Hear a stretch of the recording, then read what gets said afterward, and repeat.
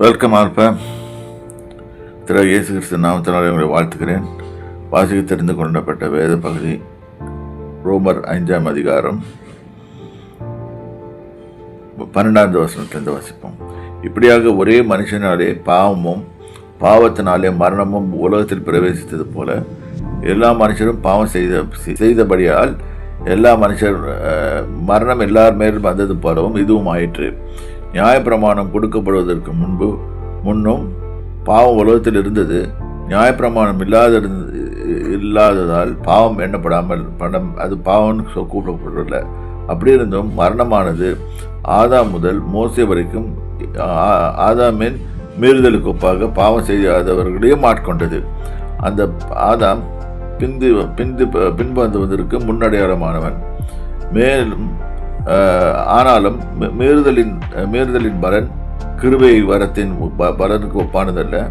எப்படி எனில் ஒருவன் மீறுதலினாலே அநேகர் மரித்திருக்க தேவனுடைய கிருபையால் இயேசு கிறிஸ்து என்னும் ஒரே மனுஷனுடைய கிருபையினாலே வரும் ஈவும் அநேகர் மேல் அதிகமாக பெறுகிறது. இது வசனம் என்ன சொல்லுதுன்னா, ஆதாம் என்ற ஒருத்தர் பாவம் செய்ததினாலே அநேகர் எல்லாரும் பாவத்துக்குள்ளாக்கப்பட்டு நியாயத்திற்கு ஏதுவாக மரணம் உள்ள அவங்களுக்குள்ள வந்துடுச்சு.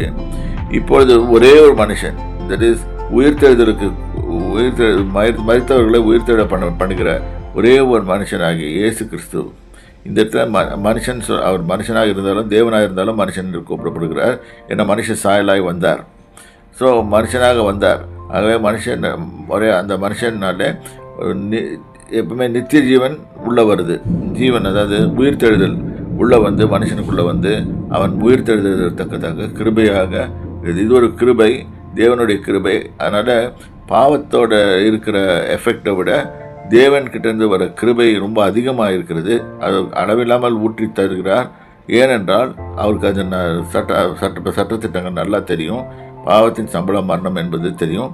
ஆகவே கர்த்தர் என்ன பண்ணுறாரு, இதை அதிகமாக பெருக பண்ணினாலே, நமக்கு கிருபையை பெருக பண்ணினாலே நம்மளை காப்பாற்றுகிறார். பாவ மரணத்திலிருந்து காப்பாற்றுகிறார். இது இயேசு கிறிஸ்துவினால் உண்டானது. கர்த்தராகிய இயேசு கிறிஸ்துவின் நாமத்துக்கு மகிமை உண்டாவதாக. ஆமென்.